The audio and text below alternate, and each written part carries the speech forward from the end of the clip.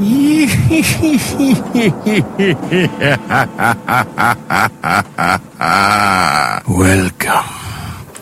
to Biff's Mystery Theater.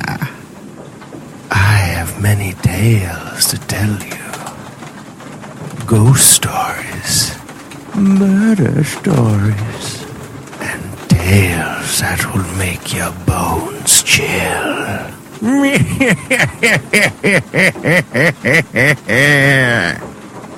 Join me, won't you? For Theater of the Mind, where you always have the best seat in the house.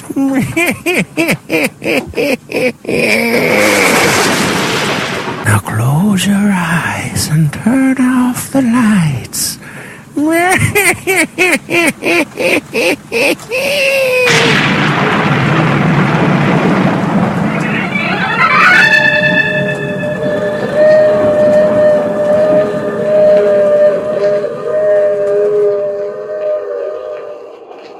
Mutual presents The Mysterious Traveler.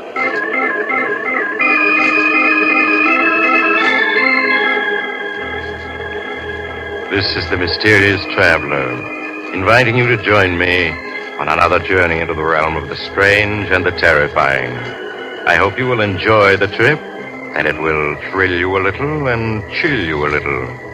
So settle back, get a good grip on your nerves, and be comfortable, if you can, as you hear the story I call I Won't Die Alone.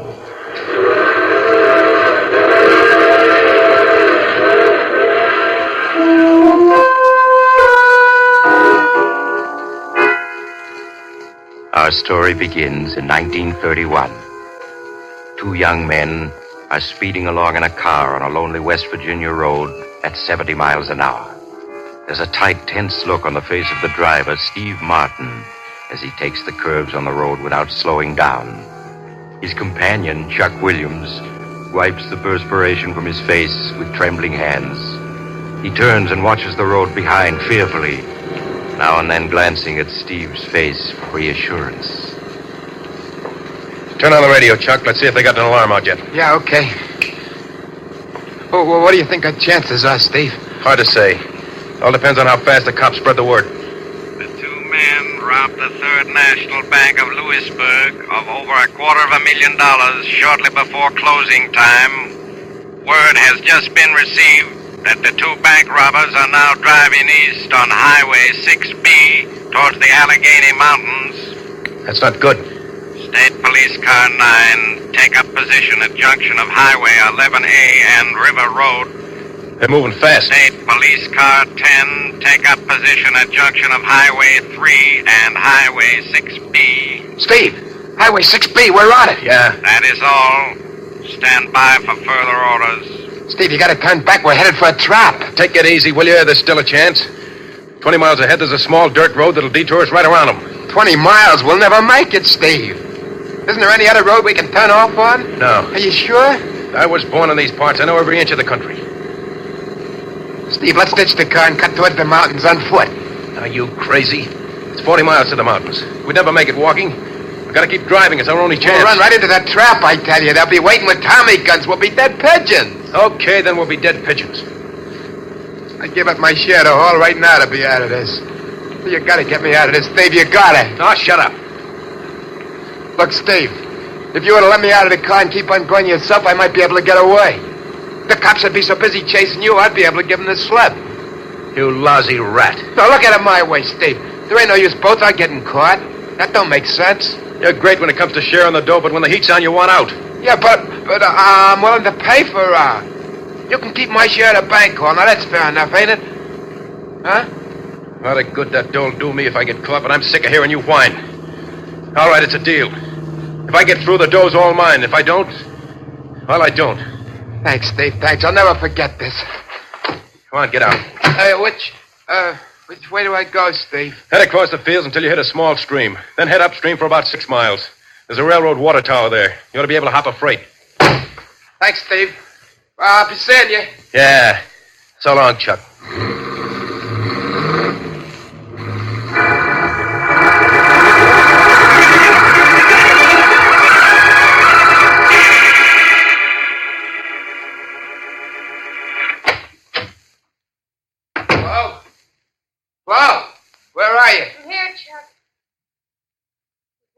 You'd show up. See by the paper they got Steve. Yeah. Now, let me see that paper. It says here they caught him yesterday afternoon at 5. An hour after I left him. What'd you do, run out on him? No, I didn't run out on him. I just played it smart. What are you looking at me like that for? There wasn't no sense in both our being caught, was there? No, I guess not. Where's the dough? What dough? The $254,000 you got in the bank job. Steve had the dough. What? Look what it says there in the paper. Huh? Go ahead, read it.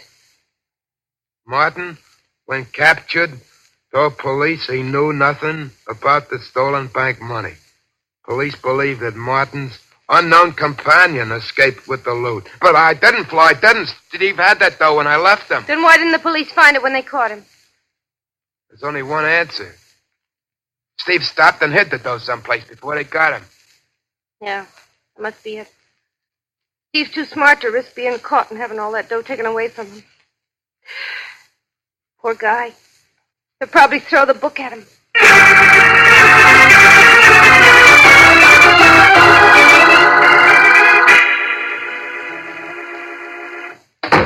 Where you been so long? What happened at the trial? They give him 25 years. 25 years? Mm-hmm. How did he take it? He didn't bat an eye. Maybe he'll think things over and squeal on me. Oh, stop sniffling, will you? Steve isn't the kind of a guy to do anything like that. Yeah, sure. Why should he want to squeal on me? Besides, if he did, the cops would find out that I didn't have the bank, though. That it's Steve who got it. He wouldn't want that to happen. Sure. Why, with good behavior, he'll be out in 18 or 19 years.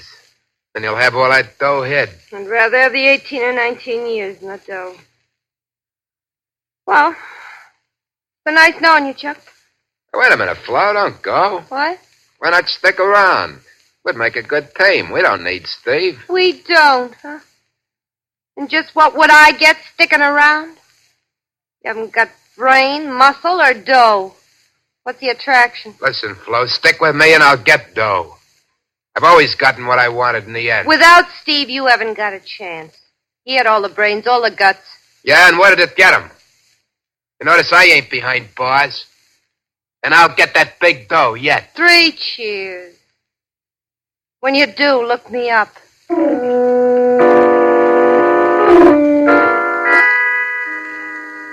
17 years passed. 17 years in which earth-shaking events took place. With the passing of time, Steve Martin became just a memory to Chuck Williams and Flo Duval. During the 30s, Chuck struggled desperately to make money in a half-dozen petty rackets, but failed miserably. However, with the coming of the war, his luck changed, and in the years that followed, he thrived on the black market. And with his newfound wealth, he was able to win Flo Duval.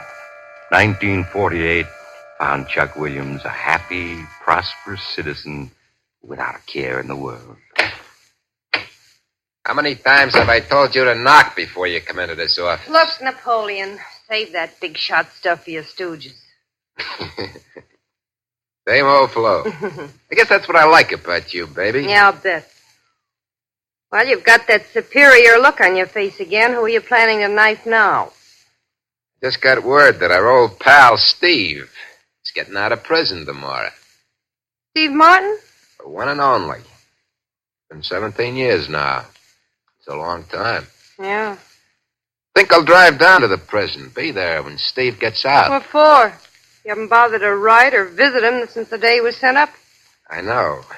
But, it's a matter of unfinished business between the two of us. Unfinished business? Yeah. To be exact, $254,000.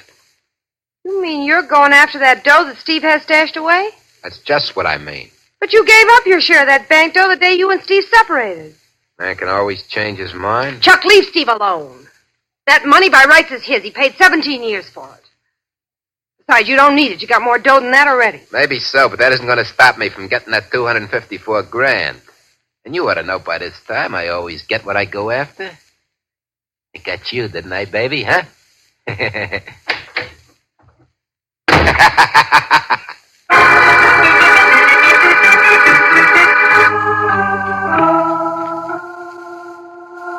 And Remember, baby, when those gates open and Steve comes out, let me do the talking. Don't worry, I will. I don't want any part of this dirty deal. Relax, baby, relax. When I get that 254 G's, I'll buy you a fancy diamond bracelet. Then you'll feel better. Hey, boss. They're opening the gate. Is that him? No. Steve's twice as big as that guy. Chuck, that is Steve. Can't be. That guy looks at least 6. You're right. It is Steve. Stay in the car. Hey, Steve. Steve, over here. What's the matter? Don't you remember an old pal? Hello, Chuck. Well, I didn't recognize you at first. Well, in here, pal. Yeah. I guess I'm kind of surprised to see you after all these years. Well, I've been living in South America most of the time. Only got back a year ago. I know I should have written you, but I never was any good at that. Boy, yeah, sure smells better out here. Come on. Let's get in my car. I got a surprise for you. Huh? Surprise? Yeah. You remember Flo Duval, don't you? Well, there she is. Hello, Steve. Hello, Flo. Hey, it's nice seeing you again. Come on, Steve. Get in. We're driving you to town. Thanks, Chuck. Okay, Felix, back to town. Right, boss. You don't look well, Steve. It's just this prison parlor, Flo. And 17 years. Well, that's all behind you now, Steve. A few weeks of good rest and good food. You'll be a new man. I'd like to believe that. Just take my word for it. I'm never wrong. Well, you seem to have done all right, Chuck. Yeah, not bad. I own a nightclub, a bowling alley, used car business, a couple of apartment houses. I can't complain. I'm glad to hear it. And I'm not forgetting an old pal either. Now, Flo and me want you to come and stay with us until you get on your feet. You know, a house guest. I'd rather not, Chuck. I don't want to put you out. Put me out? Ha! Listen to the guy. Well, we got suite servants, everything. Steve, I just won't take no for an answer. A week passed, then 2 weeks, during which Steve Martin did little other than eat and sleep and take long walks. Chuck Williams played the role of the gracious host to perfection, and his guests lacked nothing in the way of comfort. So concerned was Chuck with his guests' welfare that he always knew exactly where Steve was and what he was doing. Then one day, as Chuck had known it would happen, Steve came into his office for a private chat. Hey, busy, Chuck? No. Have a seat, Steve. Thanks. What's on your mind? Well, while I was doing time, my old man died and left me a small farm in West Virginia. That's where I was born and raised, you know. Yeah, I remember you telling me. Well, I'm going back to the old farmhouse and settle down there for a while. I see. Well, anything you say, Steve. Only let's keep in touch, huh? Yeah, sure thing, Chuck. When are you thinking of leaving? Tomorrow morning. Well, that's soon, huh? Well, we'll have to have a little farewell party tonight, okay? Yeah, fine. I'll see you later. Right you are.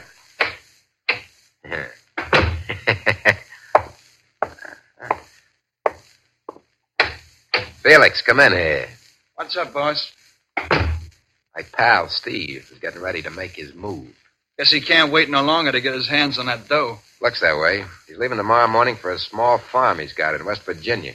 West Virginia, huh? Yeah. Farmhouse can't be more than 30 or 40 miles from where he stashed the dough. Is there any chance he might have hidden it on the farm? Nah. Cops caught him before he got that far. He hid that dough someplace off Highway 6B. How many of the boys you want me to take along? Take 4. I don't want any slip-ups. Watch him day and night, and without being seen. Just leave it to me. Sooner or later, he'll lead you to the dough. And when he does, well, you know what to do. Yeah. Okay, then. You better start packing.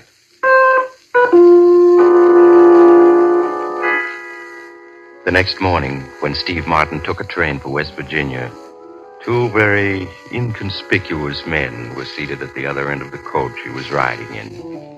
They watched him get off the train at an all but deserted station in West Virginia, but made no move to follow him. As the train started off, Steve hired a car to take him to the farm he'd inherited. It was dusk when he finally reached the deserted farmhouse. On a heavily wooded hill 100 yards away, Felix and a companion watched through field glasses as Steve lit a fire in the farmhouse and prepared to settle down for the night. In the days and nights that followed, Felix and his men took turns watching Steve Martin's every action. And every evening, Felix would phone Chuck Williams and report that Steve hadn't made a move as yet. How many times have I told you to knock before coming into this office? What's the matter, Napoleon? Aren't things working out? I've told you to lay off that Napoleon stuff. I don't like it. Mm-hmm. That must be Felix. Hello? Hello, boss. Felix. Well, what's happening? Nothing. He still hasn't made a move. All he does is fish and read. What about visitors? He hasn't seen anyone since the day he got here. Are you sure he didn't give you the slip during the night and get the dough? Not a chance. I got 2 boys watching the house at night. Well, maybe he knows he's being watched, and that's why he hasn't tried anything. I'd bet my last buck he hasn't spotted us. Nothing ever goes right unless I'm running the show. I'm leaving tonight for West Virginia. I'll see you in the morning. Okay, boss. I'll be expecting you.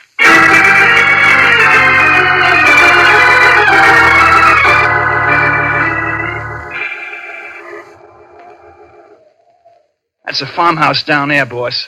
Look through the field glasses. You can see it just like you were standing in the front yard.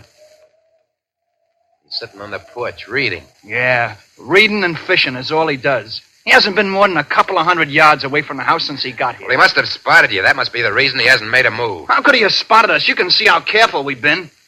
Well, I'll wait a couple more days. See what happens. If he doesn't move soon, I'll have to think of something else.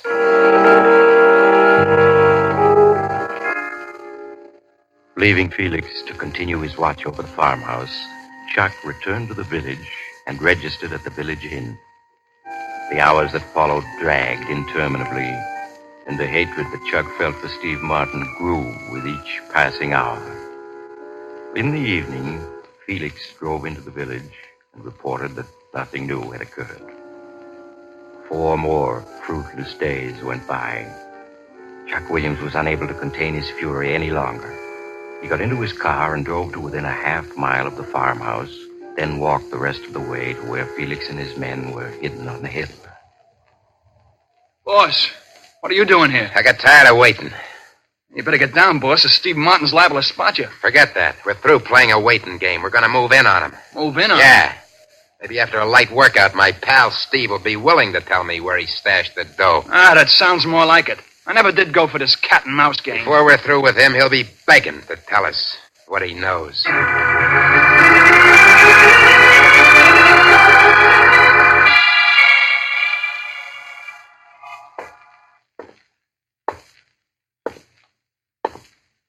Hello, Steve.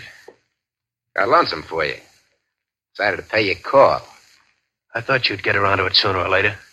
You don't sound very glad to see me. It's a fine way to act towards a pal who was your host for the last 3 weeks. Didn't I treat you right? Yeah. That's what made me figure I hadn't seen the last of you. What do you want? Give you one guess. I haven't got it. I know you haven't, but you know where it is. So what? That money belongs to me, not you. That's where you're wrong, pal. That dough belongs to the guy strong enough to get it. That's me. Okay, then you go ahead and get it. Should I let him have it, boss? That's not up to me, Felix. That's up to Steve. Well, pal, you gonna dig up that dough for me? No. You're not as smart as you used to be. You know I'll get what I want in the end. I wouldn't count on it. Okay, Felix. I guess it's up to you and Slim now. Hell talk. Won't you, pal? That's it, pal. Try getting on your feet. Here, let me help you.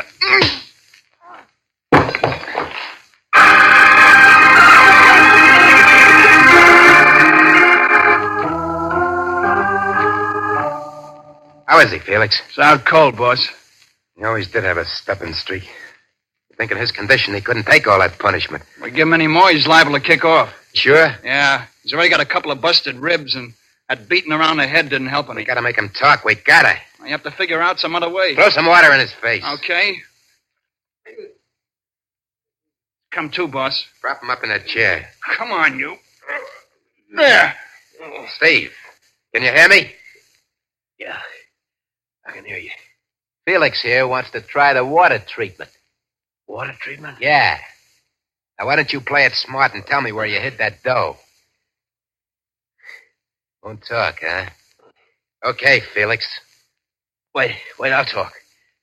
Well, it's more like it. Where is it? You could never find it alone. I'll have to take you to it. Just you and me. What's the matter with Felix coming along? Just you and me. Okay, pal, okay. Only I'm wondering if you're in condition to make it. Hey, Felix. Yeah, Give him a few drinks, try to fix him up. Right. As soon as you've done that, Steve and me will be on our way. An hour later, Steve, with the assistance of Felix, tottered to Chuck Williams' car and got in the front seat. Chuck slid behind the wheel and started the motor. As he drove off, he waved to Felix triumphantly. In a few minutes, the farmhouse had faded from view. Steve, huddled in a corner of the front seat, fought to keep from crying out every time the car hit rut in the road. Now and then, he opened his pain-filled eyes to look out the window. Chuck watched him with satisfaction as he drove. How much further is it? You drive about 5 miles until you reach a small gravel road where you'll see a big sign saying the Devil's Caverns. You turn right there and go 2 miles. The Devil's Caverns? What are they? They're a big tourist attraction in these parts during the summer. Hundreds of huge underground caverns that run for miles in all directions. You mean that's where you stashed the dough? Yeah. The best place in the world. How do you know you'll be able to find it again? I know every inch of the caverns. When I was a kid, my old man worked as a tourist guide there. I learned my way around from him. Okay. But you better find that dough. I'm warning you. I'll find it. Now, you should be reaching the gravel road in a couple of minutes. Turn right, then it's 2 miles to the Devil's Caverns.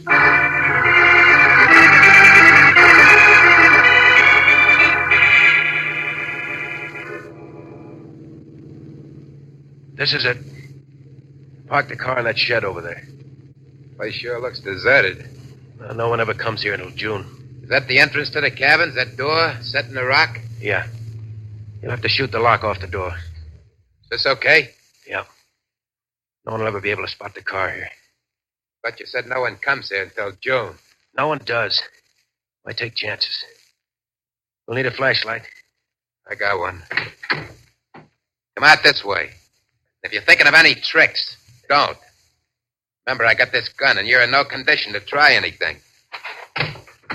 Yeah, you saw to that. How come you didn't hide out here when the cops were after you? Well, there wasn't any place to hide the car. Jed wasn't here 17 years ago. Tough. Never saw such a lonely-looking place. Yeah. Well, you ought to be able to blow this padlock off with one shot. You better stand over there. Yeah, that does it.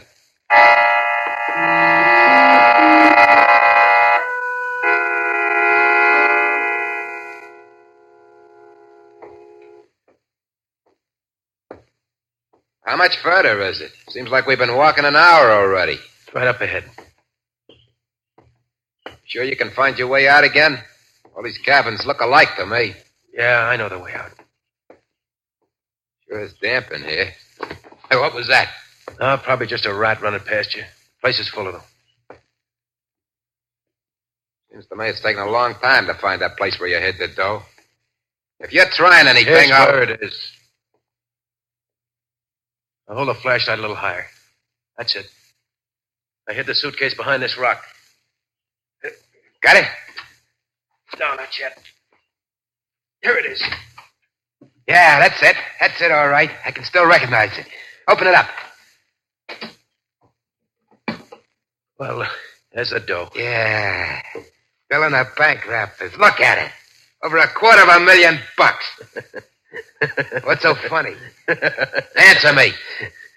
So you're the guy who always gets what he goes after in the end, huh? Yeah, now I got the dough. And I'm asking you again, what's so funny? Look at the money. Go ahead, look at it.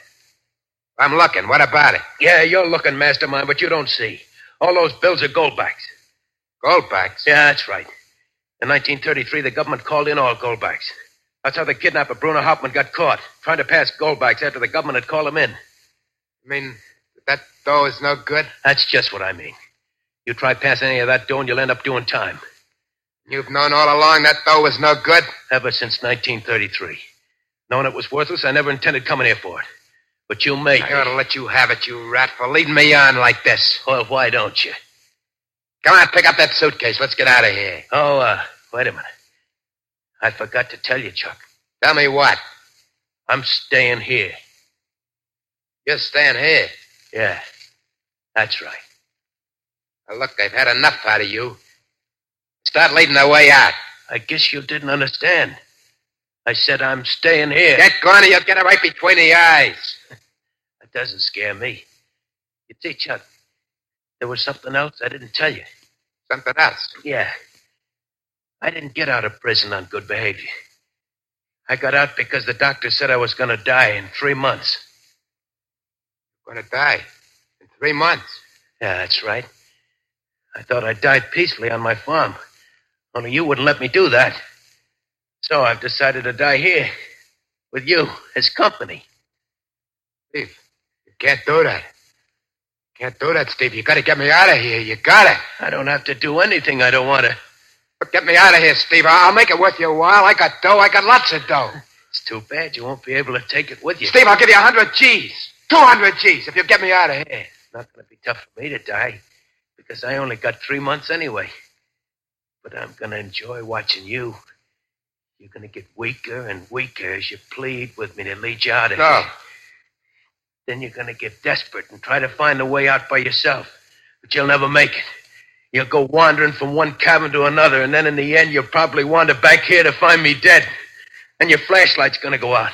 You'll be all alone in the dark with the rats and the bats. Oh, stop it! Stop it or I'll shoot! And as you go weaker, the rats are going to close in on you before you know it. Steve. Steve. I didn't mean it. But you made me. Steve, say something. Dead. Gotta get out of here. Gotta get out of here. Help! Help! Help!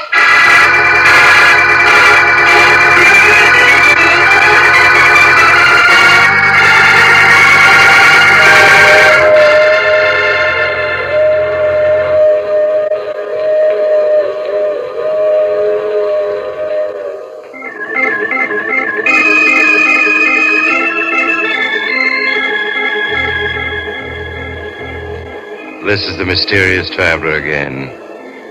Did you enjoy our little trip? What happened to Chuck Williams? Oh, the poor fellow was found dead a month later when the cabins were opened for the summer tourist trade. Seems Chuck had wandered from cabin to cabin without being able to find his way out. Evidently, he'd gone mad in his last hours, for he was found with his pockets stuffed full of bills. Goldbacks. Now, I recall another case in which 2 ghosts came face to face, only to discover that... Oh, you have to get off now. I'm sorry. But I'm sure we'll meet again. I take this same train every week at this time.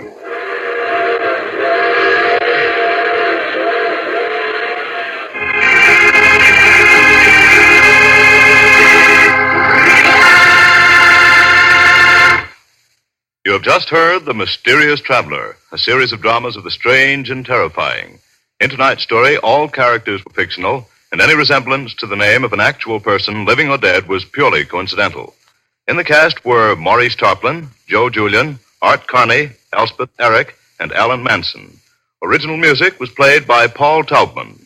The Mysterious Traveler is written, produced, and directed by Robert J. Arthur and David Kogan.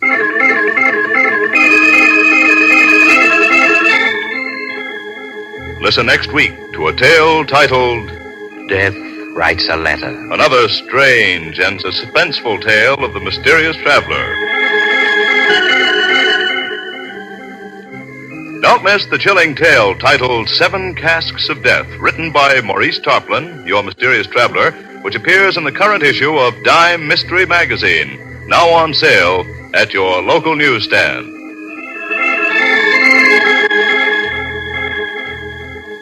This program has come to you from New York. Another program of dramatic action will follow in just a minute. Stay tuned to the station for Official Detective. Carl Caruso speaking. This is the Mutual Broadcasting System.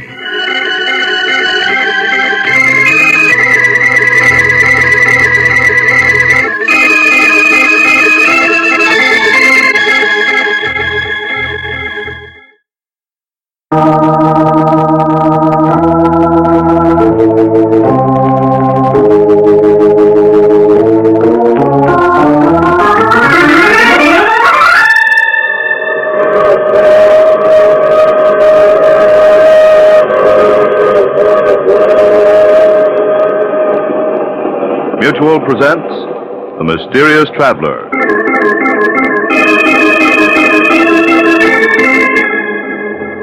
This is The Mysterious Traveler, inviting you to join me on another journey into the realm of the strange and terrifying. I hope you will enjoy the trip, that it will thrill you a little and chill you a little. So settle back, get a good grip on your nerves, and be comfortable, if you can, as you hear the story I call Death Writes a Letter.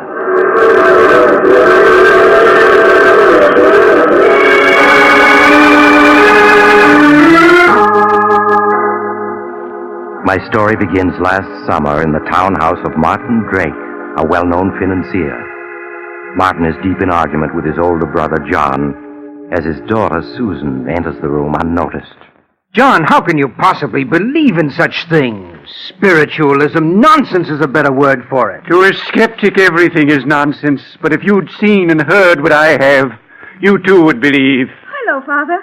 Uncle John. Hello, Susan. Oh, I see you two are up to your old arguments. Well, your father's a very stubborn man, Susan. Well, I may be stubborn, but I'm no fool. Imagine believing in spiritualism, telepathy, and all that tommy rot. I believe in spiritualism, Martin, and that the living can communicate with the dead. And nothing you can say will swerve me from my beliefs. Uncle John, in all these years you've been studying spiritualism, have you ever been able to communicate with Aunt Judith? No, Susan, I haven't.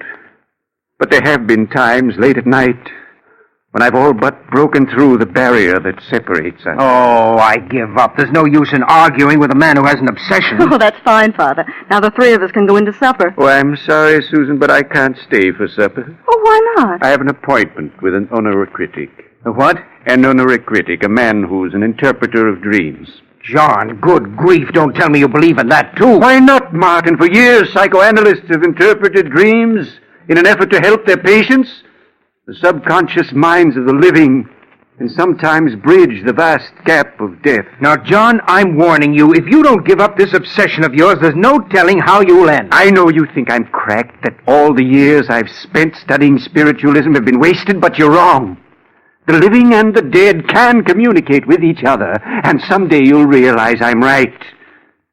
Now, I really must be going, or I'll be late. Well, Uncle John, you will drive up to the country with Father this weekend, won't you? Oh, are you opening the summer place? Yes, I'm driving up tomorrow to open the house and engage some servants. Well, I'll try my best to join your father this weekend. Oh, that's fine. Don't bother showing me the door.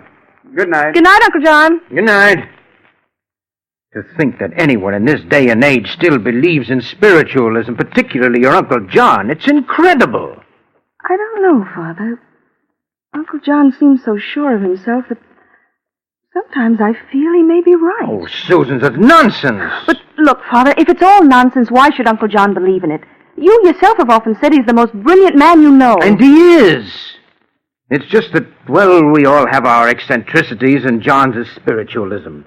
Until his wife died 5 years ago, he was just as sane as you or I. No living person has ever communicated with the dead, and none ever will.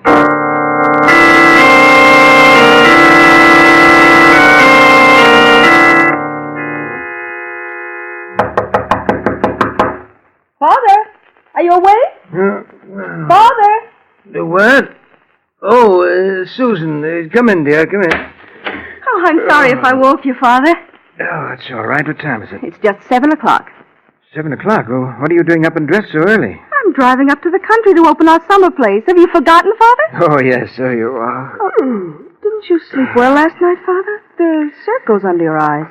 No, I spent a very poor night. I had a nightmare, but I can't seem to remember what it was about. Oh, I'm sorry, Father. Tell me, is there anything I can get you? No, I'll be all right, dear. You run along. Oh, I need the keys to the car.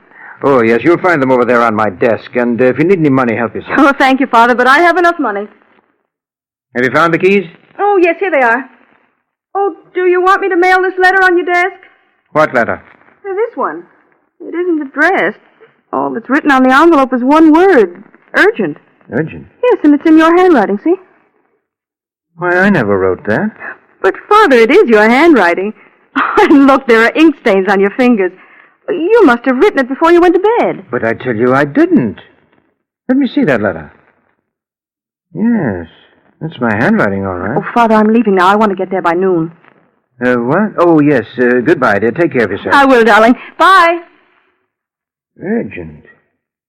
And it's my handwriting, all right. But for the life of me, I can't remember. Well, let's see. Dear Martin. What the devil? A letter in my own handwriting addressed to me. Dear Martin.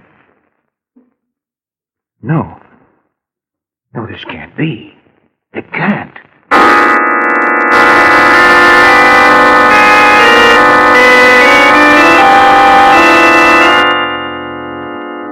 Martin, is anything wrong? I came as quickly as I could. You sounded so upset over the phone. Dr. Warren, I'm afraid my mind is giving way. You, Martin? You're the last person in the world to become unbalanced. Well, that's what I thought until I read this letter. Letter? Yes, and it's in my handwriting, so I must have written it. I'm afraid I don't understand. When I woke up an hour ago, this letter was on my desk. I could see it was my handwriting, and yet I don't remember having written it. You don't remember having written it? No, and yet I must have. There are still ink stains on my fingers. Martin, none of this makes sense. Yes, I know. What's in the letter? I'll read it to you. Dear Martin. Wait a minute. You mean it's in your handwriting, but it's addressed to you? Yes, but it's signed with the name of my brother John. Signed by John. In your writing? Exactly. You better read me that letter. Maybe then I can understand this. Dear Martin, this letter will undoubtedly give you quite a shock. But after you finish reading it, I'm quite sure you'll understand why it was written. After I left Susan and you a few hours ago, I went to keep my appointment with the dream interpreter I'd spoken to you about. It was shortly before midnight that I returned to my home. As usual, I found Martha and Paul waiting up for me. Good evening. Good evening, Mr. John. Paul, Martha, what are you doing up so late? I told you never to wait up for me after 10 o'clock. Well, we worry about you. You know what the doctor said about your heart. You should have been in bed an hour ago. You both treat me as though I were a 6-year-old. And sometimes you act like one. Well, I have a glass of warm milk for you in the pantry. I don't want any milk. It's good for you. Here, let me have your coat. Oh, thank you, Paul.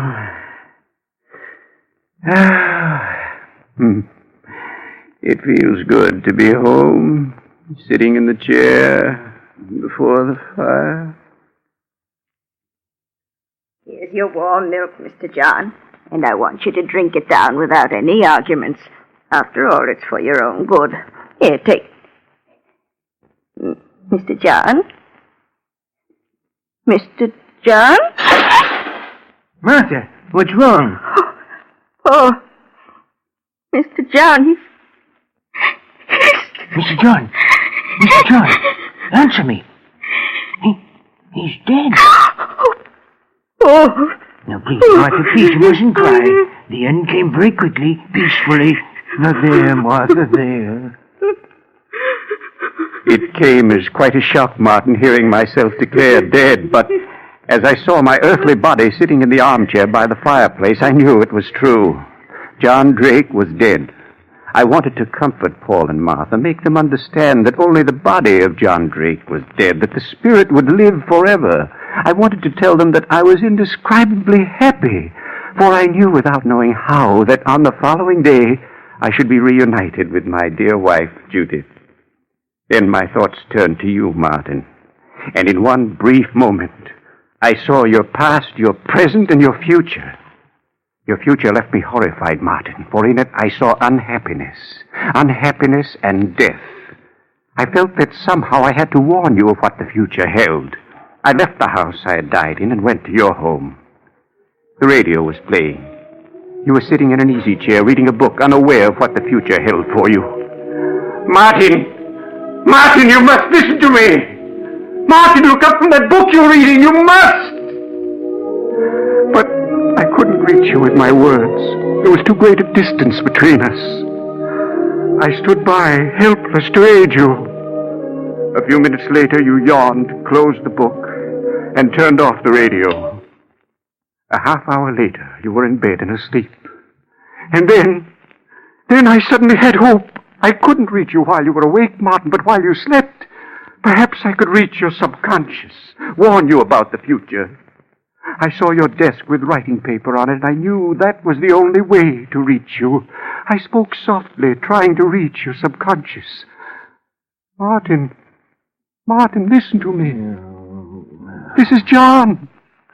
You must hear me, for it's a matter of life and death. You must do exactly as I say. I want you to get out of bed. That's it. Throw back the covers. Now put your feet on the floor. Martin, do as I say. That's right. Now go to your desk. That's fine. Now sit down. That's it. Pick up the pen that's on the desk. Martin, pick up the pen. That's right. You picked up the pen and began to write as I dictated.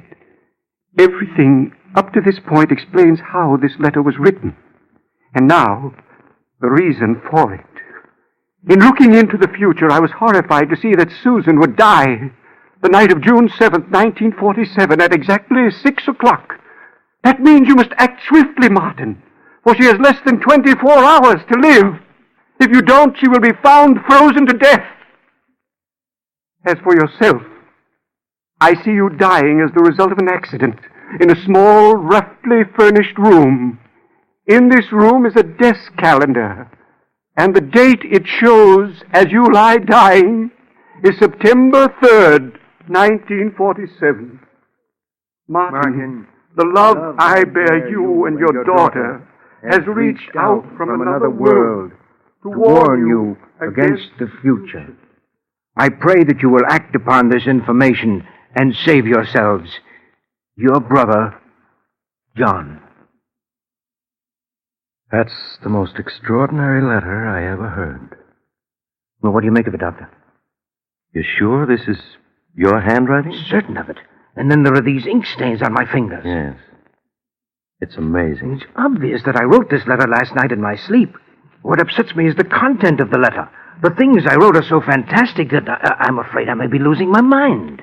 No. I'm quite sure you're sane, Martin. Well, then how do you account for my writing such a fantastic letter even in my sleep? Has it occurred to you that this fantastic letter, as you call it, may not be fantastic? What? Now, Henry, you're not trying to tell me that you believe that this letter is true. That my brother John did die last night and came here to... Surely you don't believe in all that Tommy rot.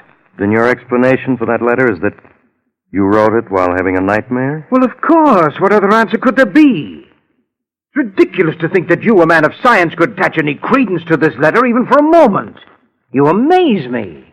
There have been many phenomena in history. Phenomena that never could be explained. Not even by science. Oh, you're almost as bad as my brother. Soon you'll be telling me that you, too, believe in spiritualism. Have you called up your brother this morning? Why, no. Why should I have? Oh, you think he may have died last night as he wrote me in this letter? Doctor, I think you'd better see a doctor. I suggest you call your brother. Well, all right, I will, just to show you what a fool you are for believing even for a moment that there can be anything to this letter. Why, when John was here last night, he looked just as healthy... hello, Paul. This is Mr. Drake. Is my brother there? The what? Last night? After he returned home? I see. Thank you, Paul. He is dead, isn't he? Yes. Paul said that he died last night. If your brother died last night, then this letter must have been written by him through your subconscious after... No, that can't be. What you're saying is madness.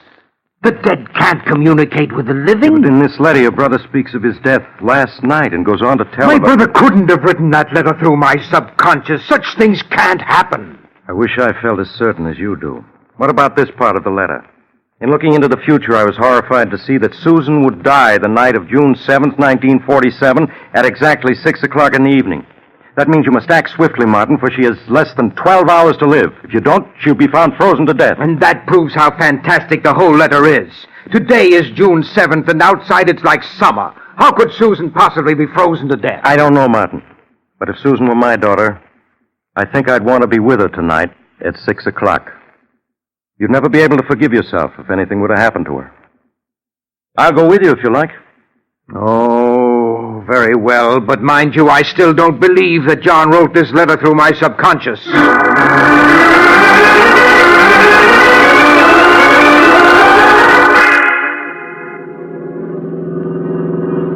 What time is it, Henry? It's a few minutes after 6.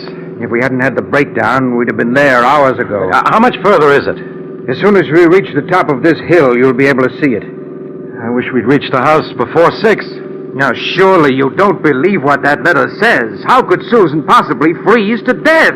Why, it's a warm evening. It's like summer. Yes, I know, but just the same, I wish we'd arrived sooner. Look, you can see the house now, down there in the valley. Susan's probably getting dinner. And we'll certainly look like a pair of fools coming up here because of that ridiculous letter. I hope you're right.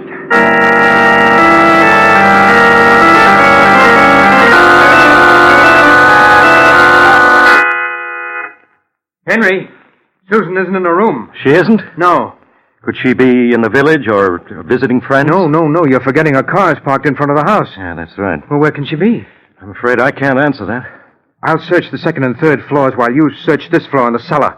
She must be someplace in the house.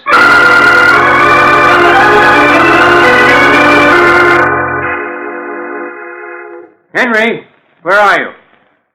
Down in the cellar, Martin. I searched every room on the second and third floor, but I couldn't find a sign of her. I found her, Martin. You found her? Well, where is she? Susan. You must prepare yourself for a shock. Shock?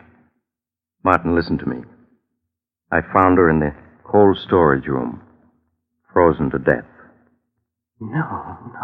She can't be dead. But she is, Martin. From what I could make out, she turned on the freezing system full and then went inside to store some meats, probably right after she got here.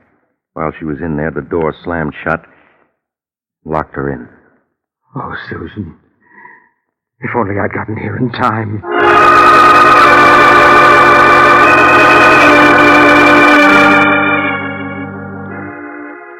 Martin, for weeks now you've been like this.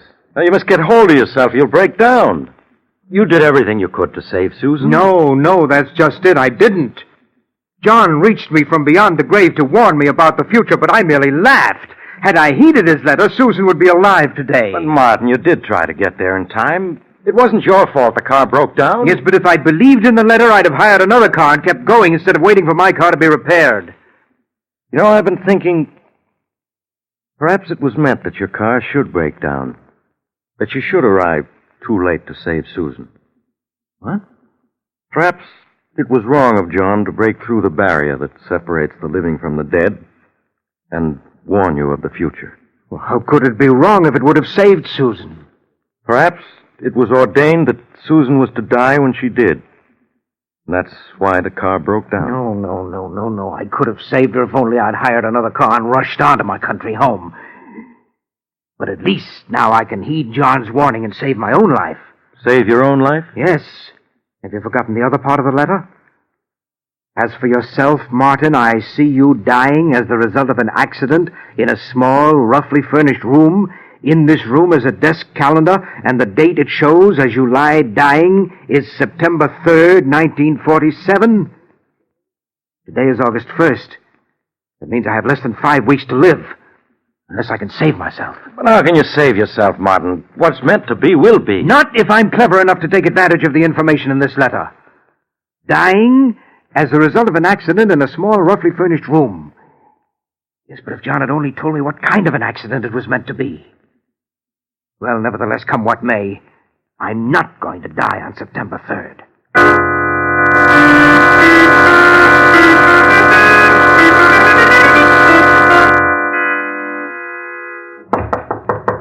Just a minute. Hey, Martin, what's going on? I mean, what's the meaning of all those men around the house? Why was I searched before I entered the room? Henry, do you know what the date is? Well, yes, it's September 2nd. Yes, and in a few minutes it will be midnight, and then it will be September 3rd. Oh, yes, that's right. The letter. In the letter, John warns me that I shall die of an accident in a small, roughly furnished room. Well, you'd hardly call this drawing room that, would you? No, I wouldn't. It's my intention to remain in this room until tomorrow is past. Now, Henry, would you mind keeping me company for the next 24 hours? No, Martin, not at all. See, I've taken every possible precaution to prevent an accident from occurring. I've removed everything from this room but that sofa, chair, and table. And I have food in here to last me for several days. I have guards around this house and outside this room to prevent anyone from entering for the next 24 hours. It certainly sounds as though you've taken every precaution. Yes, I've done everything I could think of. Henry, do you hear that? It's just midnight. September 3rd is here.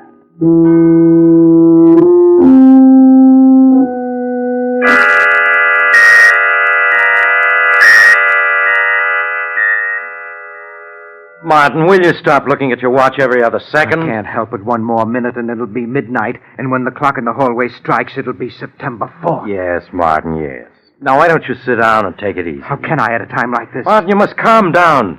Think of your heart. Only 30 seconds more, Henry. 30 seconds. Martin, you're as white as a sheet. Well, who wouldn't be? I'm cheating death. I'm going to live. Live, do you hear? Easy there now. I can't help feeling it would have been better if John hadn't warned you about the future. No, don't say that. If he hadn't, I'd have been dead by now. Henry, do you hear that? It's midnight. And I'm still alive. Alive!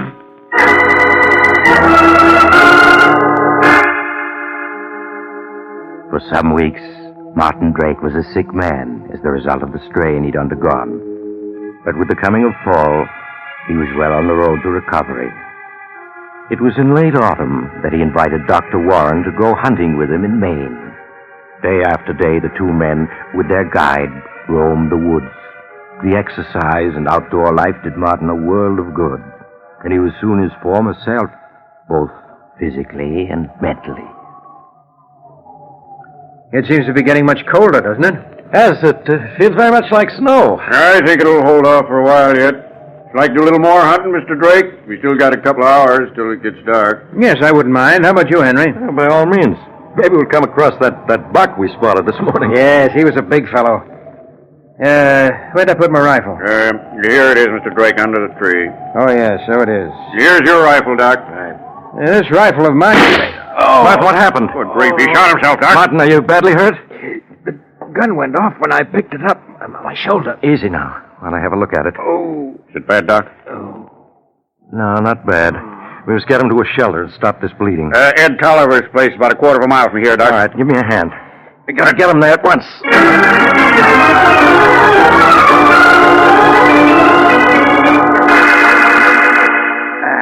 Now, put him down gently on the cot.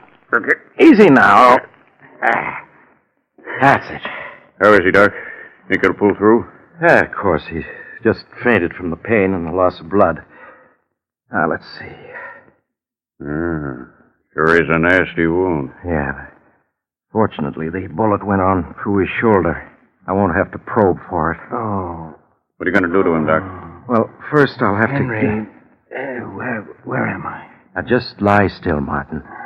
We brought you to this shack where I can fix you up. Oh, my shoulder hurts. It'll be all right now once I get the bullet wound cleaned up. Pete, put my medical bag on this desk here. Open it, will you? Sure, Doc. Will you have to probe for the bullet? No. Fortunately, it went right through. All I have to do is clean the wound. It may hurt a bit, Martin. That's all right, Henry. Go ahead. Maybe you better turn your face away from me so you won't see what I'm doing. Sometimes it's easier that way. Concentrate on the desk over there, huh? All right.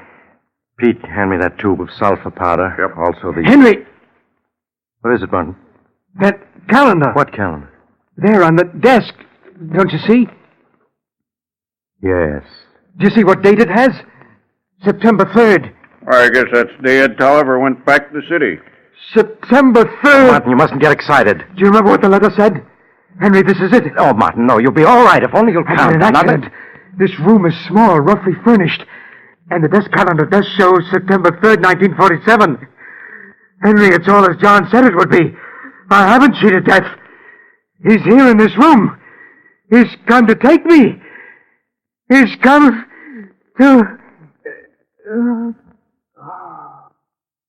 Doc, what's wrong?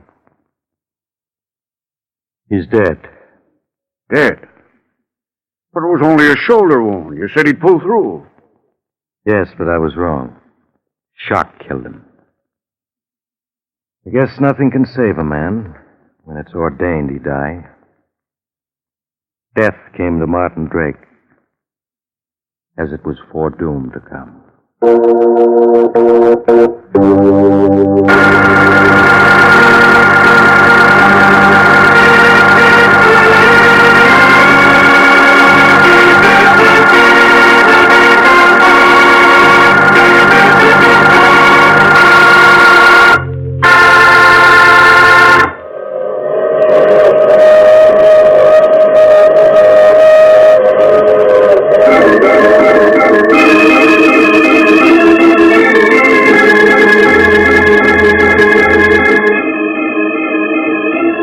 Mysterious traveler again.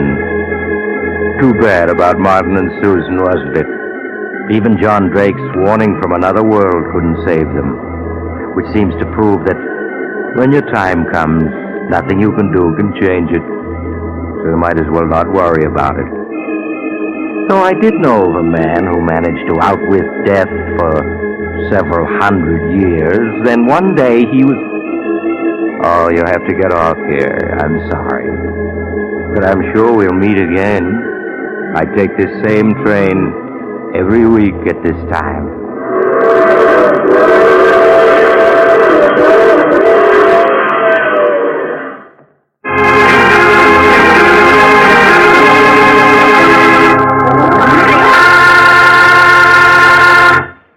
You have just heard The Mysterious Traveler, a series of dramas of the strange and terrifying. In today's story, all the characters were fictional, and any resemblance to the name of an actual person, living or dead, was purely coincidental. In the cast were Maurice Tarplin, Roger DeKoven, Eric Dressler, and Bryna Rayburn. Original music was played by Paul Taubman. The Mysterious Traveler is written, produced, and directed by Robert J. Arthur and David Kogan.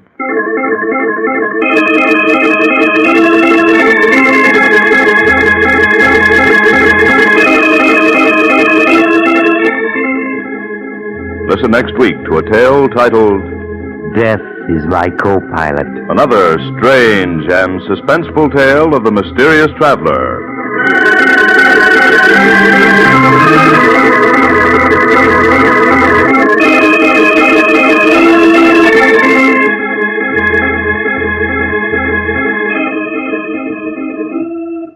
Your mysterious traveler has turned author. Yes, Maurice Tarplin has penned a chilling tale titled 7 Casks of Death, which appears in the current issue of Dime Mystery magazine, one of the popular publications group, now on sale at your local newsstand.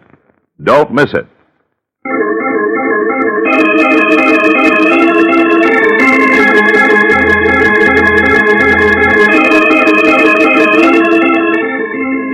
This program has come to you from our New York studios.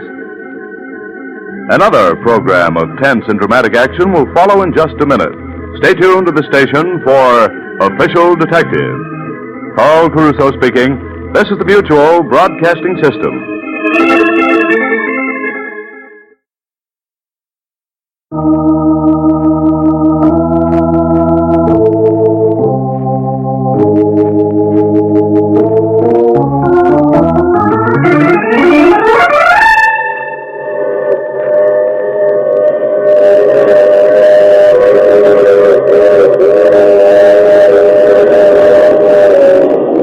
The Mutual Broadcasting System presents The Mysterious Traveler, written, produced, and directed by Robert A. Arthur and David Cogan, and starring tonight two of radio's foremost personalities, Martin Wolfson and Gertrude Warner, in an original radio drama titled Death Has 1,000 Faces.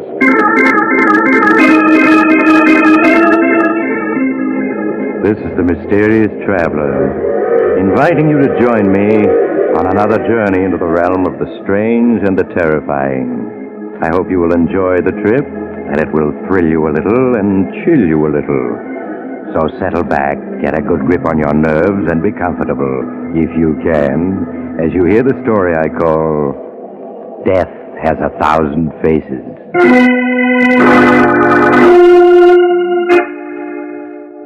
Our story begins at police headquarters in an eastern metropolis. In a small, shabbily furnished office, Horace Riker, a patrol officer for the State Prison Commission, is seated at his desk, which is completely covered with gift packages. As Horace, a small, mild-mannered man in his late 40s, starts to open some of the gifts, there's a knock at his door.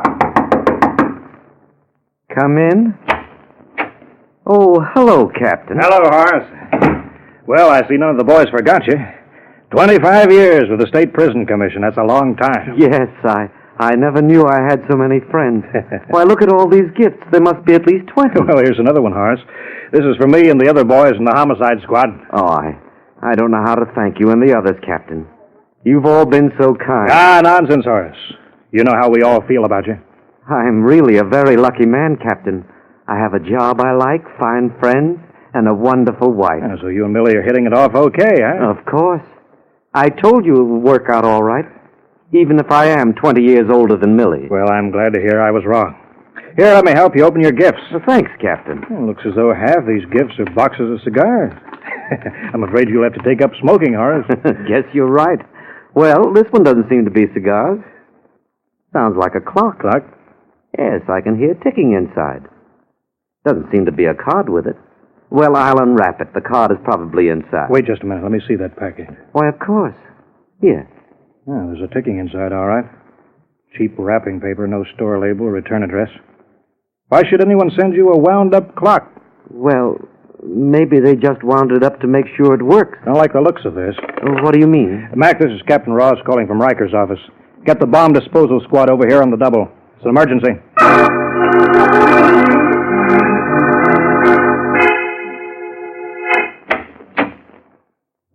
What did you find out, Captain? Morelli and the bomb disposal squad have just finished. It was a bomb, all right. Oh, dear me. Morelli said it was extremely well constructed. If you had opened that package, it would have been blown to bits. Who could have sent it? Oh, it's pretty obvious. It must have been sent to you by one of the convicts whose parole you revoked. You really think that's it? Of course. I wonder which one it was. That's what we'd like to know. There's nothing about that bomb that we can trace. Well, you'll have to be doubly careful from now on. Doubly careful? Yes, this con may make another attempt on your life. I'm assigning one of my men to you for protection. But I don't need protection, and think how frightened Millie would be if she found out. Now, don't you worry. She won't find out. I'll see to that. Well, if you think it's best. Just leave everything to me, Horace. Now, you better run along home.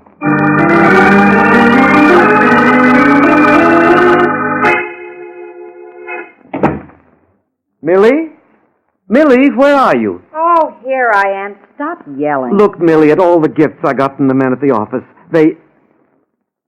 Isn't that a new dress you're wearing, darling? Yes, I bought it this afternoon. How do you like it? Oh, it's beautiful. You look wonderful in it, Millie. How much did it cost? $80. $80? Yes. It was marked down from $100. I just couldn't resist it. But, Millie, you bought 2 new dresses just last week. Well, you can't expect me to go around in rags. I'm sick and tired of having to skimp all the time and never... No, Millie, if you want to keep the dress, of course you may. The only thing is I don't know how I'll be able to meet the insurance payment due this week. You mean if I keep this dress, you won't be able to make the payment on your policy? Yes, dear. Oh. Well, in that case, I'll return it. You must keep up your insurance. I'm sorry, darling, that you have to return it. I'll try to find a part-time job in the evenings so we can increase our income. You're going to have everything you want. Yes, Horace, you're right. I am going to have everything I want. one way or another. That night, as Horace took Millie out to a movie, they were followed by a detective who Captain Ross had assigned to guard Horace. But as the days slipped by, Horace went about his work as usual, completely disregarding his bodyguard. After 3 weeks had passed, and no further attempts were made on Horace's life, the detective was assigned to another case. Good evening, darling. Sure was hot today, wasn't it? Yes. Supper will be ready in a few minutes. All right, dear. Is there any beer in the refrigerator? Yes, I put 2 bottles in there this morning. Good. Nothing better than cold beer on a hot day. You want some beer, Millie? Now, you know I never drink it. It's too fattening. What did you do today, dear? What did I do? I went shopping. Oh, this beer is cold. Makes my eyes ache. Horace, I can't stand this heat much longer. When are you getting your vacation? Well, I've been given the 2nd and 3rd weeks in September. But that's weeks away. I know, Millie, but I didn't have any choice. I'm sorry that we... Oh. What's wrong? My heart. It hurts. That's what comes from drinking beer when you're overheated. Oh, it feels worse. Oh, nonsense. You'll be all right in a minute. Millie, help me. Get a doctor. I can't breathe. Horace, are you sure you need a doctor? Yes. Hurry, Millie. Hurry.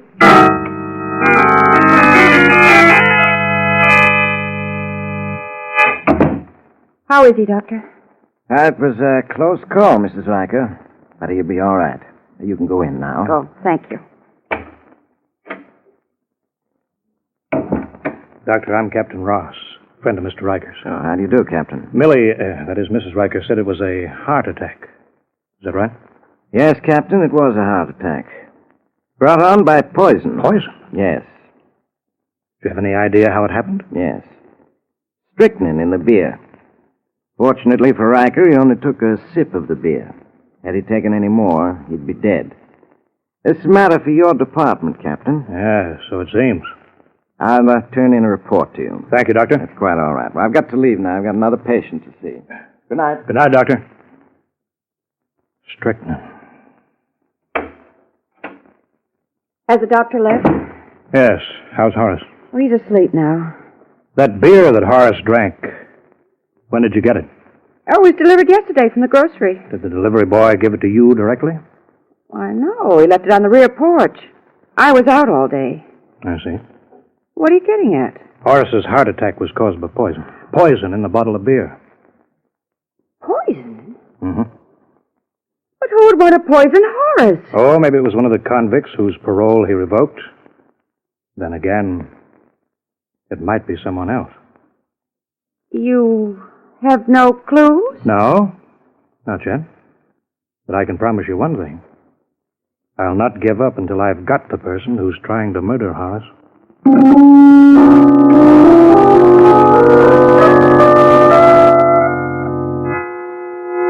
Hello, Horace. How are you? I'm feeling fine, Captain.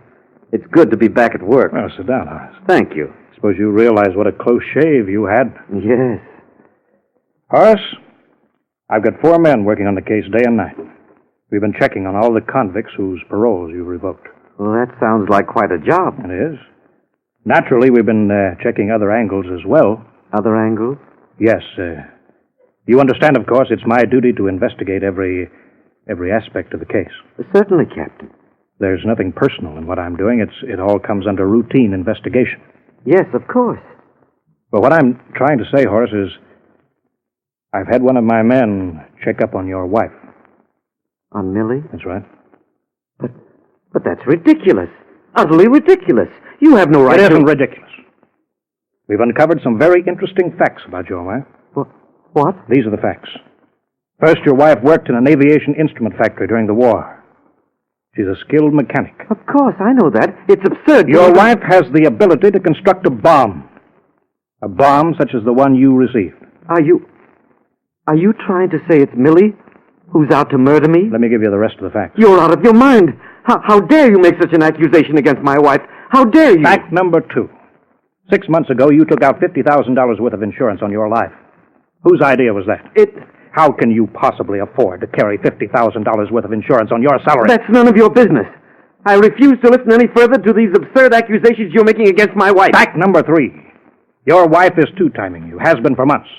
She's seeing a young man by the name of Jerry Clapper. I won't take that from anyone, not even you. I'll show you. No, don't be a fool, Horace. I'm only doing my duty. Now sit down. Sit down! And stay down. Horace, we've been friends for 20 years. Do you think I'd tell you all this if I didn't have to? It's lies. All lies. Fact number 4. Your wife's boyfriend works for a medical firm. He has easy access to poisons, including strychnine. Nothing you're saying is true. Nothing. If you were honest, you'd admit that you don't like Millie. You never have. You were dead set against my marrying her. That's true, but that has nothing to do with this. I love my wife and I trust her. I don't believe a word you've told me. If you knew her as I do, you'd know she isn't capable of such a thing. Are you so hopelessly in love with her that you can't see what I'm telling you is the truth? It isn't the truth. And nothing you can say will change my mind. And I warn you, Captain, if you spread any of these lies about my wife around, I'll kill you. With this threat, Horace stormed out of Captain Ross's office and returned to his own. In the days that followed, he avoided Ross, which was soon noticed by his fellow workers. Horace told Millie nothing of the accusations that Ross had made. If anything, he was twice as devoted to Millie as ever. The two spent long hours together making plans for their vacation. The day before they were to leave, Horace was summoned to Captain Ross. You wanted to see me? Yes, have a seat. I prefer to stand. Very well. I understand you're leaving on your vacation tomorrow. Yes. Where are you going? None of your business. I'm asking you as your superior. We may wish to get in touch with you. We're driving to Virginia. We're renting the same cottage we had last year. I see. Have you had any further attempts made on your life? No. While you're on your vacation, be careful. What do you mean by that? You know what I mean. If you don't stop insinuating that my wife is trying to murder me, I'll see to it that Just be careful, that's all I'm asking. I'd like to see you come back. Is there anything else? No. Thank you.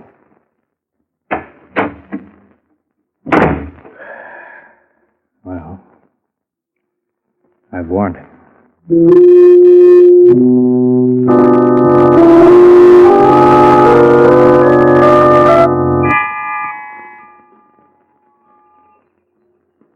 This is a life lying peacefully in a hammock far away from everything and everyone. Enjoying yourself, Millie? Yes, Horace. Just like our honeymoon, isn't it? Yes. And we've done all the same things. We've gone fishing, swimming, boating, and we've tramped all over the countryside. It's been wonderful. You know, the only thing we haven't done that we did last year is visit the gigantic caverns. Yes, that's right. I'd forgotten about that. We did visit the gigantic caverns last year, didn't we? Yes, Horace.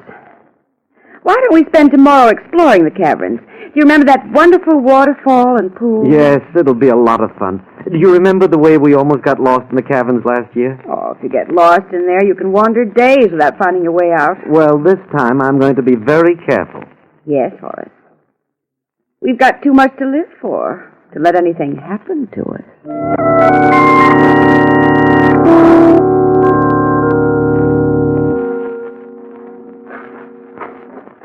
Well, here's the entrance to the caverns, Millie. It certainly is deserted, isn't it? Yes, no one comes here after Labor Day. Now, wait till I tie the end of this string to this tree. How long is that ball of string? Oh, about 5,000 feet. Almost a mile. There. That should be long enough to take us to the waterfall and the pool and the caverns, shouldn't it? Yes, just about. Are you ready, dear? Yes, Horace. I'll carry the flashlight. Your eyes will become accustomed to the darkness in just a minute. Cool in here, isn't it? Yes. The only thing I don't like about these caverns are the rats running around. And the bats. Oh, they won't bother you. Do you want me to unwind the ball of string for you? No, Millie, I can manage nicely. This place is fascinating. I'm certainly glad you suggested this little trip, dear.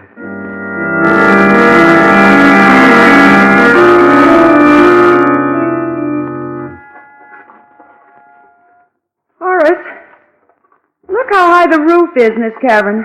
I must be 200 feet. Yes, these caverns get more interesting as you pass from one to another.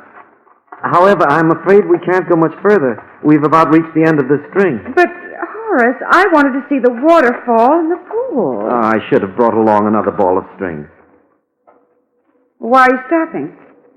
I've reached the end of the string.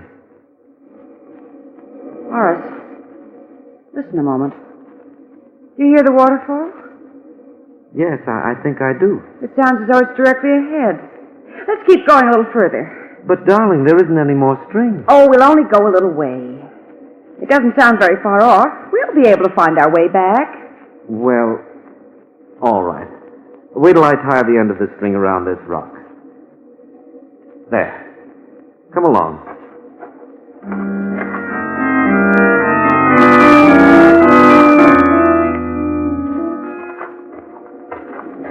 Well, we've come quite a way, but here it is. Yes. Shine your flashlight down on the pool, Horace. All right. It must be quite deep. Yes. What are you thinking of, darling? If a person fell into the pool, there'd be no way to get out. The walls of the pool are sheer rock. There'd be no way of climbing up them. Yes, that's right. What makes you think of it, darling? I don't know. Standing here or looking down at the pool, it just comes to mind. It couldn't be that perhaps you want to get rid of me. Oh, Horace, how can you say such a thing? It could be, couldn't it?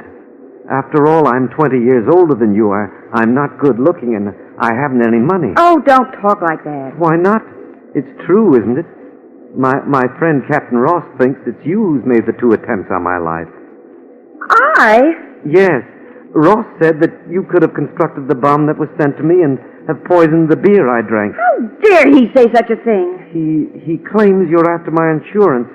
And, of course, he mentioned the man you've been seeing, Jerry Clapper. He told you about Jerry? Yes. Horace, you don't believe that I sent you that bomb or poisoned the beer, do you? No, Millie. I know you didn't. Oh, it's good of you not to think so. You may want me dead, Millie, but I know it wasn't you who made the attempts on my life. How can you be so sure? It's very simple, Millie. Because it was I who sent the bomb to myself and poisoned the beer. You? Yes. But why? Why? You're in love, Millie. You should know to what lengths love can drive a person. In that horrible moment 7 months ago when I found out you were deceiving me, I came close to killing you. Horace! Does it surprise you that a mild little man my age could feel so deeply?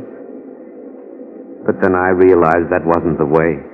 That wasn't the way? No. I began to formulate a plan, a very clever plan. First, I took out a $50,000 life insurance policy, with you as beneficiary. Several months later, I followed that up by sending myself a bomb, and shortly afterwards, I poisoned my beer. But why did you do all that? I knew that sooner or later my friend Captain Ross would come to believe that it was you who was attempting to kill me. And that's exactly what happened. But why? Why? It was all part of the perfect build-up. The build-up that had led to this moment. What? Yes, Millie. You're going to die. Here and now. No, Horace. No. I loved you so, Millie. I loved you so. Horace, don't come near me. Don't touch me. Horace! Horace! Save me! Don't let me drown! Where's Jerry? Let him save you. I wasn't good enough for you, was I? But you need me now, don't you? Horace! Help me! Help me!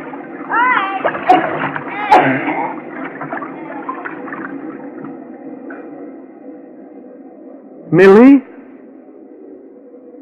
She's gone. I better get out of here. As soon as I get back to the cottage, I'll call the sheriff and tell him my story. He'll believe it, particularly after he talks to Captain Ross. There won't be any trouble. After all, I'm just a mild little man in his late 40s. I'm not the type who can love deeply or hate deeply. Well, at least she found out before she died. Now, let's see. Here are 3 paths. Which one is it that will lead me to the string? It's the one on the left. Yes, that must be it. It's about a half-mile from here to where the string ran out. Then I follow the string for a mile, and I'll be at the entrance.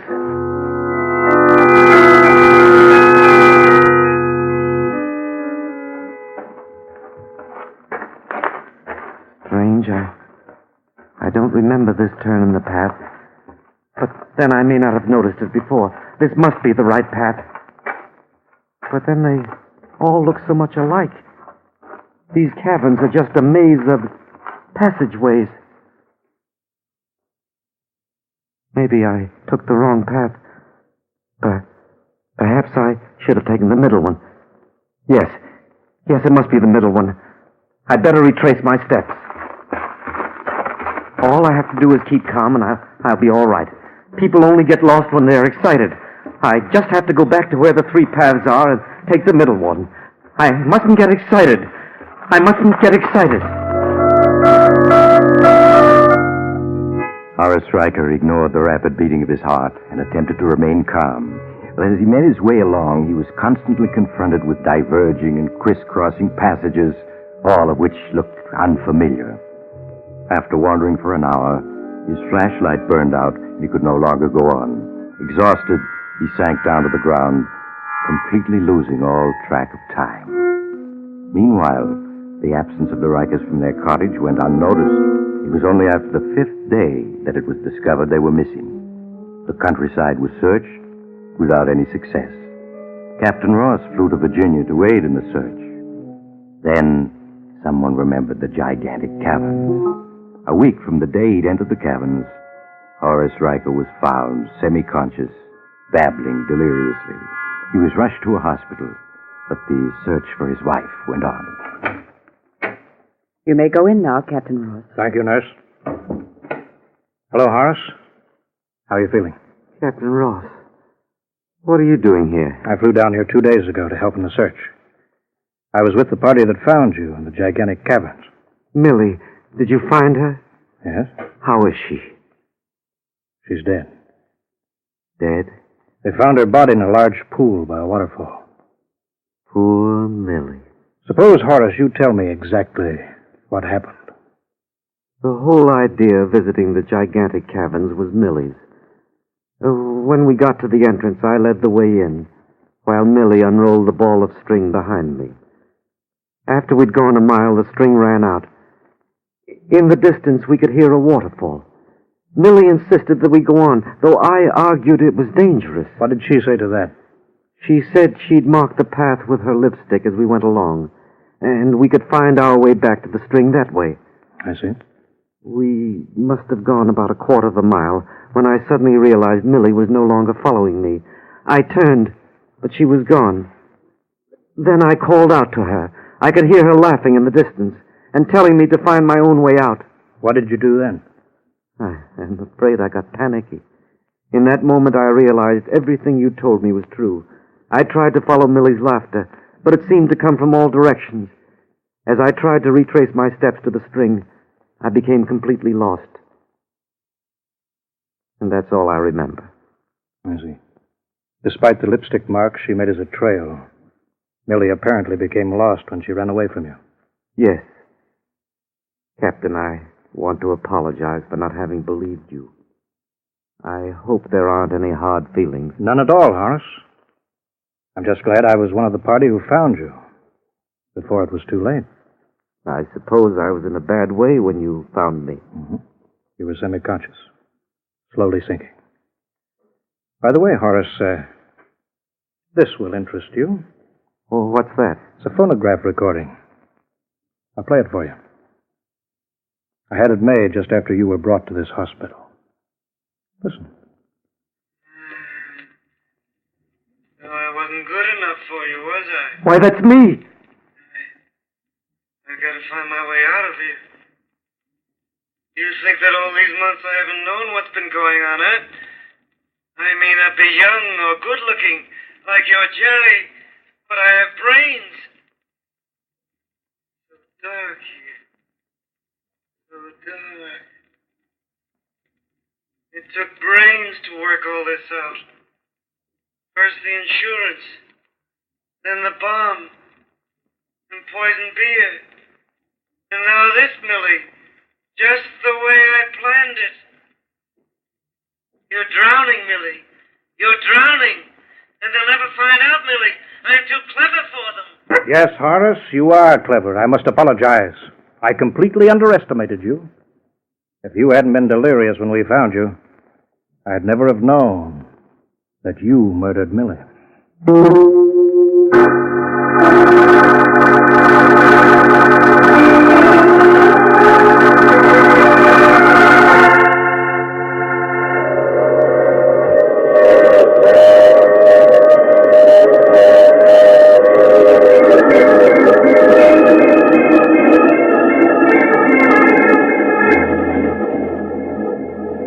This is the mysterious traveler again. Did you enjoy our trip? Poor Horace. He had the perfect blueprint for murder. Only he left no margin for error. How was he to know that he would confess all while delirious? That's the trouble with murder. It so often backfires, and so fatally. Now, I recall another case in which the central character was too clever to engage in anything as vulgar as murder. Instead, he hired a famous voodoo witch doctor who had the ability to... Oh, you have to get off now. I'm sorry. But I'm sure we'll meet again. I take this same train every week at this same time.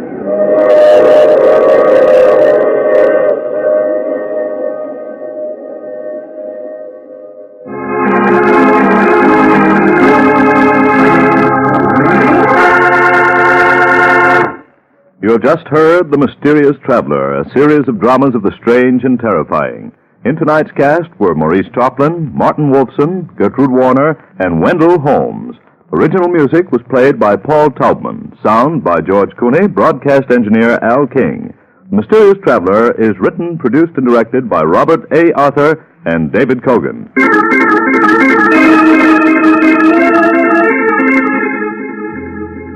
And now here's Maurice Joplin, The Mysterious Traveler.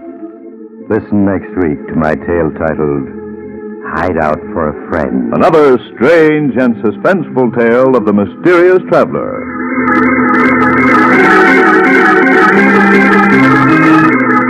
Here's an announcement of interest to listeners of this program. Mysterious Traveler comic books are now available at newsstands everywhere. Carl Caruso speaking. This is the world's largest network, the Mutual Broadcasting System.